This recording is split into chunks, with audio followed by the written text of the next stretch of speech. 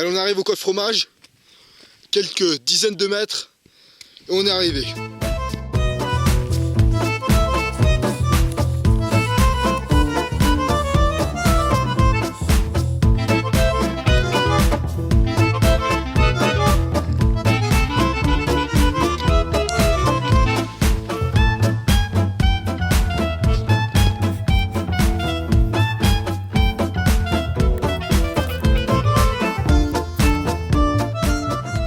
On est enfin arrivé au col fromage, à plus de 2300 mètres d'altitude. Donc c'était une randonnée qui était un peu contraignante au niveau des cuisses, en prenant en compte également le poids du sac qui n'est pas ultra léger. Mais là on a une très belle vue, et en guise de récompense on a le soleil qui est apparu, donc ça c'est plutôt sympa. Là il est en train de se cacher derrière les nuages, mais il va vite ressortir. Donc je vous laisse 30 secondes d'extrait de ce beau paysage. C'est également amusant de voir le contraste entre les deux versants de la montagne. Au versant droit, on a un versant qui est tout enneigé, et de l'autre côté, on a les belles couleurs de l'automne.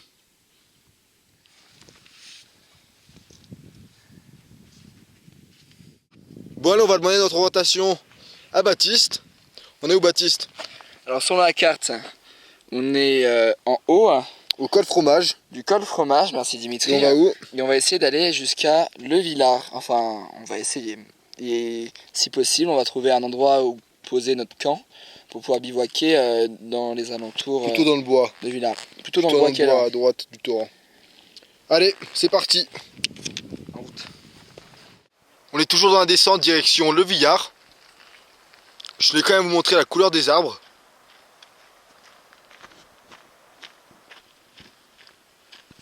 On peut apercevoir dans la vallée le village de Célac. Puis sur le flanc de la montagne, à ma gauche, on pense un bon glissement de terrain à ce niveau. Et là on profite d'être en altitude pour déterminer le coin où on va bivouaquer la nuit. On peut apercevoir ici un bunker qui date à peu près, je pense, de la Seconde Guerre mondiale. Donc on peut deviner ici que cette vallée ici servait de point de repère pour les résistants français. Donc ici c'est un peu le sud de France, donc c'était vraiment la zone des maquis français durant le régime de Vichy, donc pendant que la France était occupée lors de la Seconde Guerre mondiale. On pense avoir trouvé un coin de bivouac un peu plus loin de l'autre côté du torrent.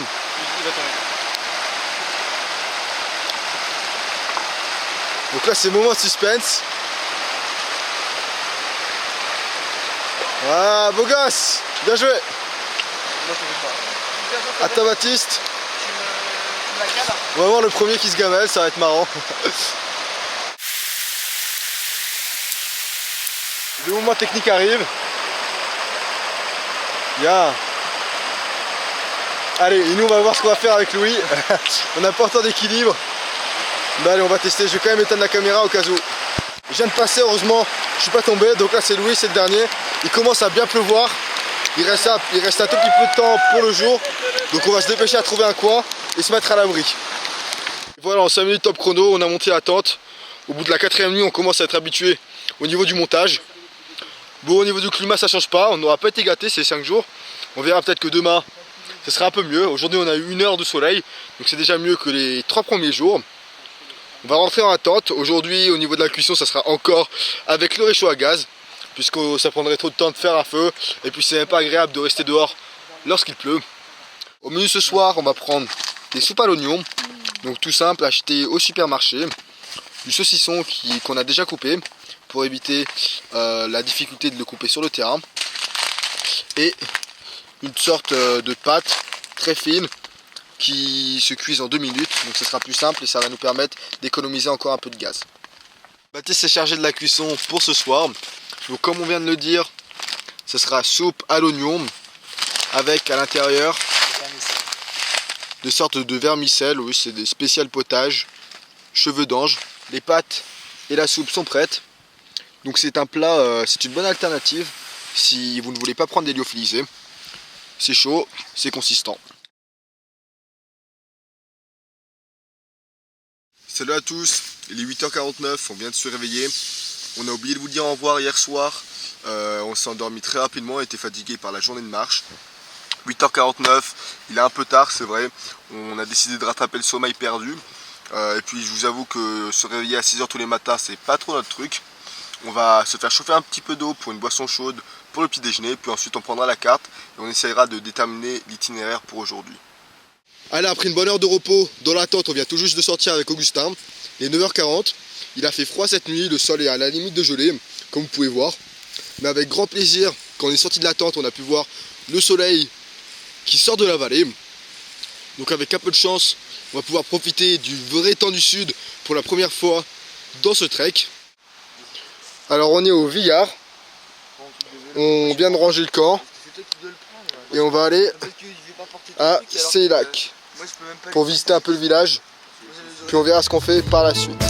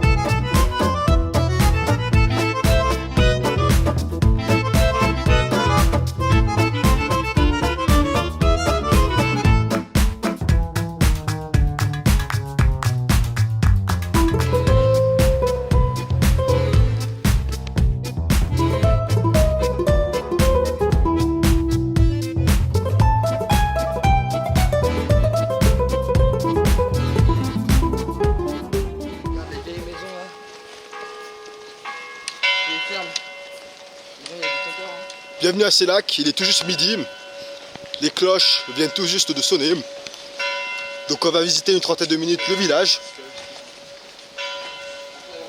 qui a l'air bien sympa, puis on repartira sur notre itinéraire.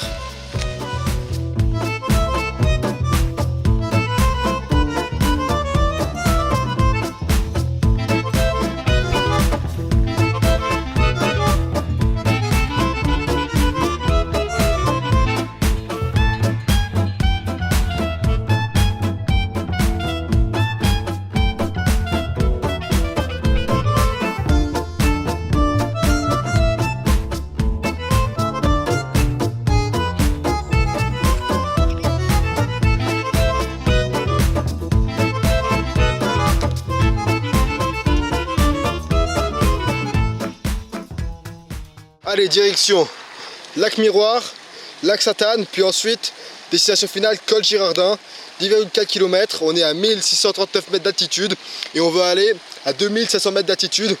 Vous voyez le symbole GR5 qui nous sert de point de repère. C'est parti. Allez, on est à 1832 mètres d'altitude. Je suis un peu essoufflé. On vient de faire 2 km. Malheureusement, le soleil n'est pas du côté de notre montagne, mais au moins on peut le voir visuellement, donc c'est déjà plaisant. On continue notre route vers le lac des Prés-sous-Béran, si je me trompe pas, et comme vous pouvez voir, la pente est un peu raide, mais ça renforce les cuisses et les ischio-jambiers, donc ça fait plaisir. On est à presque 2100 mètres d'altitude, le chemin est rude, mais on arrive à une belle cascade qui s'appelle Cascade de la Pisse ou Cascade de Pisse. J'allais vous faire un petit jeu de mots, mais je pense pas que ça soit indispensable. Donc on va rentrer dans la partie ensoleillée, ça va faire du bien. Et là on a la belle cascade devant nous.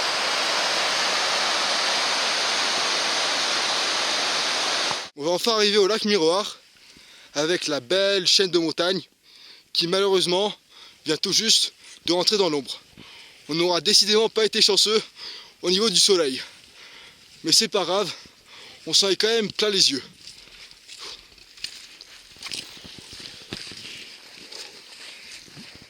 On est enfin arrivé au lac Miroir.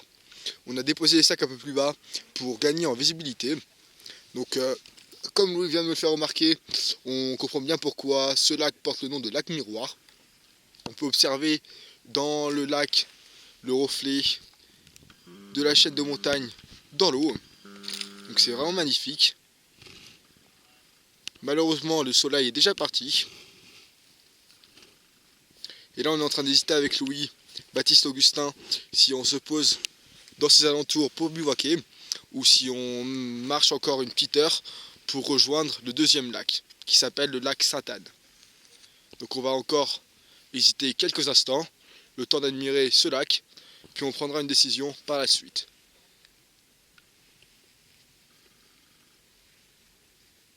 On va maintenant aller jusqu'à la chapelle Sainte-Anne, donc 1h30 de marche environ. Il fait pas super chaud. Pour vous dire toute la vérité, j'ai les mains qui gèlent, bien qu'elles se soient bien acclimatées au froid ces derniers jours. Donc on va pas tarder à partir. On a du mal avec ce beau paysage. Allez, on se dirige vers le lac Sainte-Anne.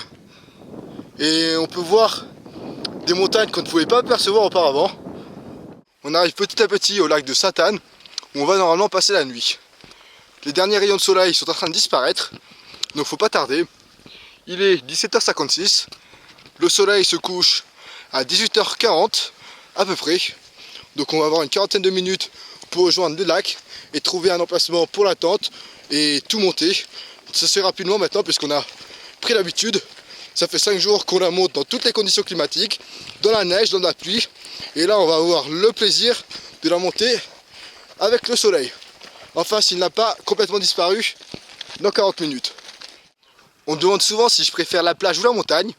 Et je dois vous avouer que j'ai un petit penchant pour le côté dramatique des montagnes.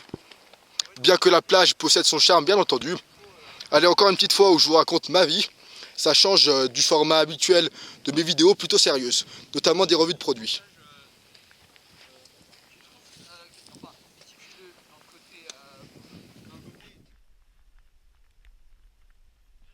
Tout juste de poser mon sac, on est arrivé au lac Sainte-Anne. Je vais vous montrer ça avec la chapelle Sainte-Anne.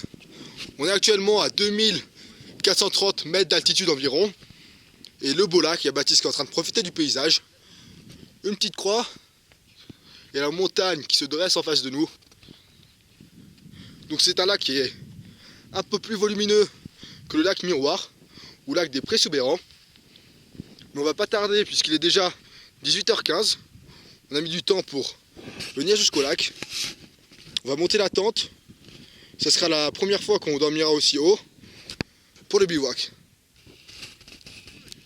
On vient d'arriver au lac, malheureusement on n'a pas trouvé un endroit plat pour poser notre tente, donc on a décidé de se nicher plus bas à la lisière de la forêt.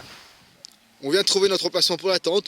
On a descendu plus de 200 mètres de dénivelé négatif, donc on va devoir se refaire ça demain matin. Donc ça c'est un peu énervant, mais bon, c'est pas grave. Au niveau de la tente, au niveau des piquets, des tiges transversales, il y en a une qui est cassée. Donc on est en train, enfin Louis et Augustin sont en train de faire, d'essayer de renouer la corde. Et si ça marche pas, on prendra le duct tape. Donc on n'est pas trop inquiet. Avec du bricolage, ça devrait se faire très rapidement. En ce qui concerne Baptiste et en ce qui concerne le feu pour ce soir, c'est formidable. Il y a déjà un coin qui est préparé pour nous. On ne pensait pas trouver un coin pour le feu à cette altitude, mais il y a des gens qui sont déjà venus ici. Donc on a les pierres, on a le bois, on ne peut pas demander mieux. Allez, on a installé le campement. Il fait nuit depuis déjà au moins 40 minutes. On va aller chercher de l'eau avec Louis. Il y a un torrent à côté, enfin un torrent en cascade. Pour filtrer l'eau, comme vous avez vu le premier jour, j'ai le filtre Bifree de la marque Katadyn. Donc je vous ferai une revue à part entière de ce filtre, donc où je vous donnerai les caractéristiques. Vous connaissez mon fonctionnement depuis le temps.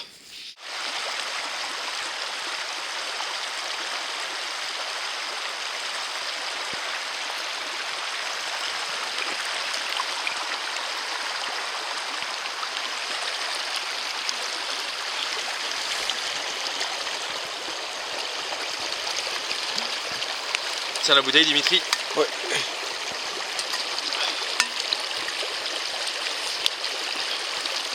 Je peux vous dire qu'à plus de 2000 mètres d'altitude, l'eau elle est pas très chaude. Donc vous pouvez voir déjà le début qui est pas trop mal pour un petit filtre de cette envergure.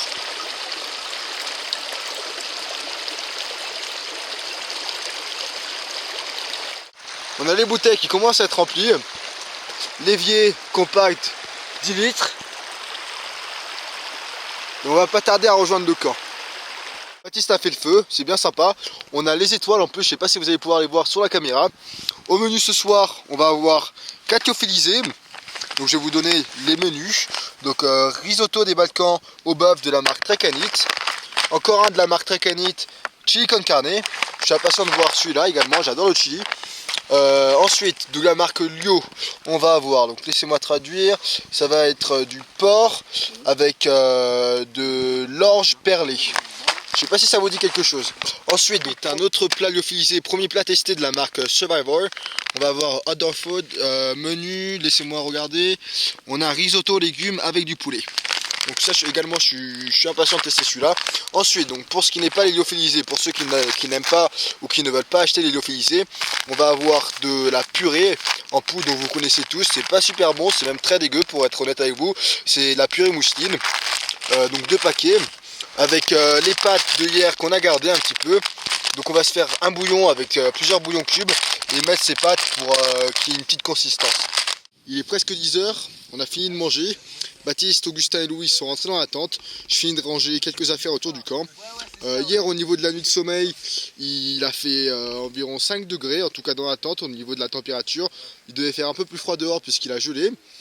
Cette nuit ça devrait être un peu mieux, il ne devrait pas y avoir trop de vent, en tout cas en ce moment il n'y en a pas. Au niveau de la température, quoique il ne va pas faire très chaud puisqu'on est à plus de 2000 mètres d'altitude. On vous donnera notre retour sur notre nuit de sommeil demain matin si on y pense. Il est environ 22 h 30, on est tous dans la tente, on va pas tarder à aller se coucher. J'étais en train de regarder l'itinéraire pour demain matin, c'est notre dernier jour. Donc là vous voyez sur la carte il y a le lac Sainte-Anne que vous avez pu voir tout à l'heure. On a descendu un petit peu pour bivouaquer dans cette zone là. Demain matin on va devoir remonter jusqu'au lac Sainte-Anne pour suivre la route du GR5 jusqu'au col Girardin, 2700 mètres d'altitude. Ensuite on va descendre du col pour trouver une route, la D25, où on sera récupéré par mon papa qui a eu la gentillesse de nous récupérer et notre trek se finira à ce niveau. Enfin si on trouve la route, mais normalement ça devrait être bien balisé et étant donné qu'il a fait chaud aujourd'hui, il risque d'y avoir moins de neige que d'habitude. Allez, ça sera tout pour aujourd'hui, en vous souhaitant une bonne nuit et à demain. Bonjour à tous, jour 6, on s'est réveillé à 6 h du matin pour pouvoir partir dans les alentours de 8 h afin de gravir le col Girardin et d'arriver à l'heure au point de rendez-vous, c'est-à-dire à midi. Donc voilà, dernier jour, un petit peu de nostalgie, un petit peu de je sais pas. Non, dernière fois un petit peu de je sais pas, ok d'accord. Dernière Super, merci Baptiste pour ton retour. Alors, il est 6 h pile. On va se dépêcher. Au niveau de la nuit de sommeil, il a fait 1 degré au niveau aux alentours de 4 h du matin. Je me suis réveillé parce que j'avais envie d'aller aux toilettes. Donc il a fait 1 degré, il n'a pas fait chaud, mais comme il n'y a pas eu beaucoup de vent, il n'a pas plu. Donc c'était une des nuits où on a eu les meilleures conditions climatiques. On va se dépêcher, on va tout ranger ça, sac de couchage, tapis de sol, démonter la tente. En ce qui concerne le petit déjeuner, on va avoir un bon petit déjeuner de rêve, puisque c'est le dernier petit déjeuner du séjour. Donc tout d'abord, boisson chaude, on a le reste de notre lait en poudre dans un sac Ziploc, super pratique ces sacs Ziploc, avec du chocolat chaud. Ensuite, on va avoir des petites crêpes Waouh, donc très connues dans les supermarchés. C'est au niveau, en ce qui concerne la nutrition, c'est pas très bon, même très dégueu, mais au petit déjeuner, ça passe très bien. Alors des biscuits Pilus, c'est pas la première fois que vous les voyez, et finalement des céréales. Donc c'est du muesli avec différentes graines, avec un peu protéiné, de quoi nous donner des forces pour la matinée. On vient de tous sortir de la tente. On a le lac Sainte-Anne qui est plus loin derrière ces montagnes. On a la belle lune et le jour qui commence à arriver. Donc on va se dépêcher pour ranger tout ça et commencer notre ascension vers le col Girardin. Juste pour vous montrer en ce qui concerne la température, lorsque je vous disais tout à l'heure dans la tente qu'on était passé en dessous de la barre des négatifs, l'eau qu'on avait mis dans l'évier pour nettoyer la popote a gelé. Donc on a été obligé de casser la couche extérieure de l'eau pour atteindre nos ustensiles de cuisine et les popotes, comme vous pouvez voir ici même. On vient d'arriver au lac Sainte-Anne, il est 8 h 10, donc on est dans les temps. Augustin, Louis et Baptiste viennent d'installer la GoPro pour essayer de faire un time-lapse, puisqu'il y a le soleil qui est en train de manger la montagne très rapidement, donc ça peut être bien sympa. On a une journée qui s'avère être formidable, aucun nuage dans le ciel, donc ça fait vraiment plaisir, on finit en beauté. Le petit déjeuner est prêt, Baptiste a décidé de mettre les céréales à l'intérieur du chocolat chaud, c'est pas mauvais. C'est même plutôt bon, non? Moyen, je dirais pas jusqu'à dire que c'est bon, mais ça passe bien.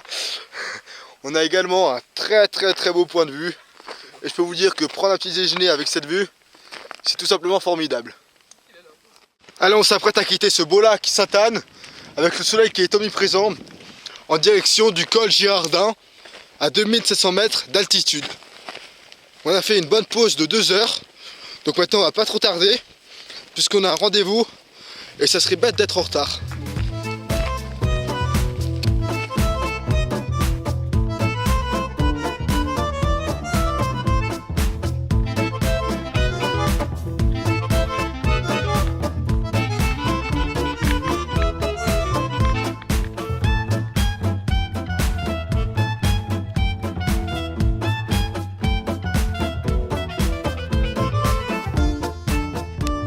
Allez, on est exactement à 2500 mètres d'altitude.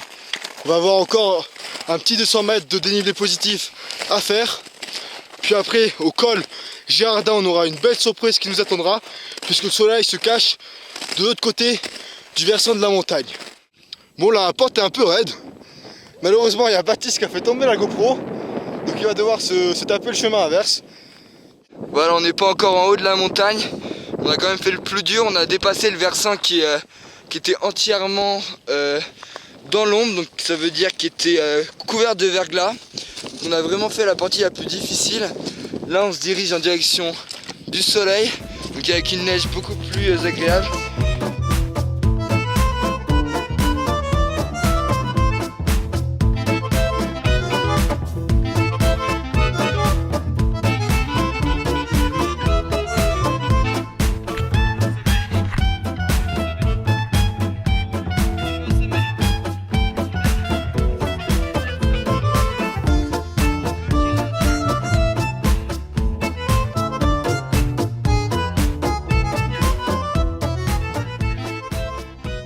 Le lac Sainte-Anne que vous avez pu voir précédemment dans la vidéo. À côté de cette montagne, on a la cascade, puis on a bivouaqué un petit peu plus bas. Et donc là, on est sur le col Girardin. On a toute la chaîne de montagne à 360 degrés. C'est juste un paradis. Malheureusement, on va pas trop tarder, puisqu'il faut qu'on retrouve mon papa qui va nous rechercher en voiture. Et donc on est déjà un petit peu en retard. Heureusement, la descente s'avère un peu plus facile que la montée, voire beaucoup plus facile puisqu'il n'y a pas de neige. Donc on va descendre lentement, toujours faire attention et profiter du beau paysage qui se trouve devant nous.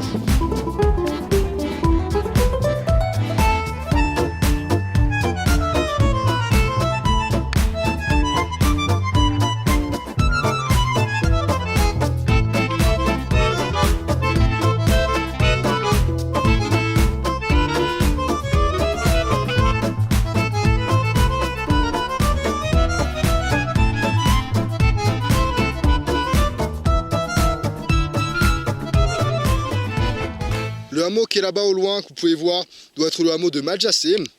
Et la route qui longe le torrent, doit être la route D25, route sur laquelle mon père est censé venir nous chercher.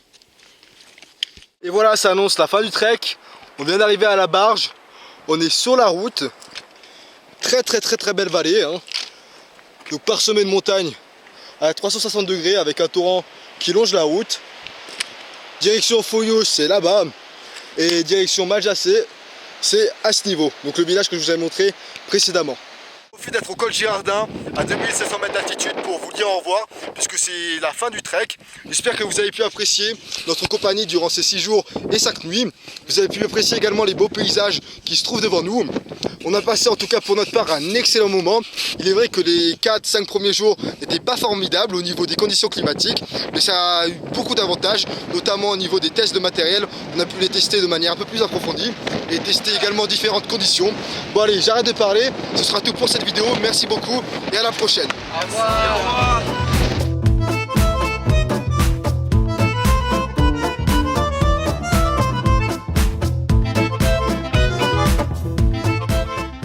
Salut à tous, de retour à la maison. On aura vraiment passé un excellent moment durant ces 6 jours. J'espère d'ailleurs que le retour en vidéo aura pu vous plaire. Je tiens en tout cas à tous vous remercier pour avoir suivi jusqu'à la fin. Avant de terminer la vidéo, j'aimerais dire 2-3 mots à propos du lancement de ma page Tipeee. Je vais pas vous faire un long speech, ne vous inquiétez pas. Pour ceux qui ne connaissent pas le principe de Tipeee, c'est une page de financement participatif basée sur des pourboires. Concrètement, chacun d'entre vous va pouvoir me verser un certain montant par mois en échange de contrepartie. Je préviens déjà à tous ceux qui ne supportent pas lorsqu'on parle d'argent de quitter la vidéo, car autrement ça risque de vous titiller un petit peu. C'est bien connu, l'argent est un sujet extrêmement tabou et notamment sur YouTube, je sais pas pourquoi, peut-être en partie dû à un manque de transparence de certains youtubeurs. Bref, ce n'est pas le sujet de la vidéo. Je reçois depuis quelques mois énormément de critiques constructives et je vous en remercie à l'égard de la qualité audio de mes vidéos et la qualité visuelle dans de moindres mesures. Vous avez totalement raison, le son dans mes vidéos est tout simplement pourri. Il faut dire les choses telles qu'elles sont. J'avais acheté au début d'année un nouveau caméscope, mais malheureusement ce caméscope n'a pas d'entrée pour de micro externe.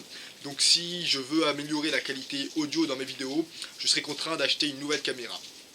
Je souhaite m'acheter l'appareil EOS 700D de chez Canon. Au passage, pour tous ceux qui s'y connaissent en photographie et dans la réalisation de vidéos, n'hésitez surtout pas à me laisser votre opinion concernant cette caméra, ou si vous pensez qu'il existe des caméras plus pertinentes sur le marché. La caméra coûte aux alentours de 600 €, sans compter tous les accessoires que je compte acheter derrière, un nouveau trépied, un micro puisque c'était quand même le principal, une paire de softbox, etc.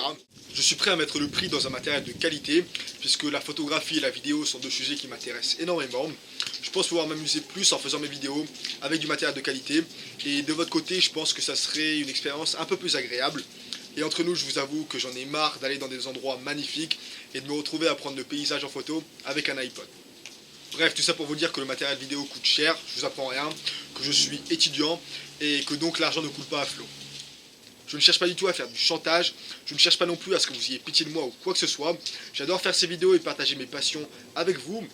J'adore également la communauté que nous sommes en train de créer, une communauté solidaire, une communauté d'entraide, une communauté de partage de connaissances et avant tout de relations humaines, ce qui est une des choses extrêmement importantes à mes yeux. J'ai reçu dernièrement de très gentils messages de certains d'entre vous et je vois que vous êtes de plus en plus à être impliqués et vous ne pouvez pas savoir à quel point ça me fait plaisir, bien plus que de simples clics j'aime sur une vidéo. D'ailleurs, vous avez été beaucoup à me proposer de partir en bivouac avec vous. Vous vous doutez bien que je ne peux pas accepter toutes les propositions, mais je vous garantis que ça m'aurait fait extrêmement plaisir.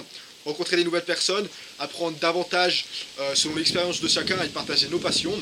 Il faudrait peut-être que je prenne 3 mois sabbatiques pour faire le tour de la France et partir en bivouac avec tous ceux qui me l'ont proposé. Enfin bon, je suis en train de m'éloigner du sujet. Pour être très clair avec vous, je continuerai à alimenter ma chaîne YouTube et à partager mes passions.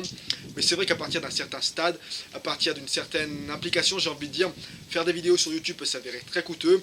Et c'est un hobby qui ne rapporte pas énormément à mon échelle, contrairement à ce que nombreux d'entre vous peuvent penser. Et puis je ne vous parle même pas du temps qu'il y a derrière chaque vidéo.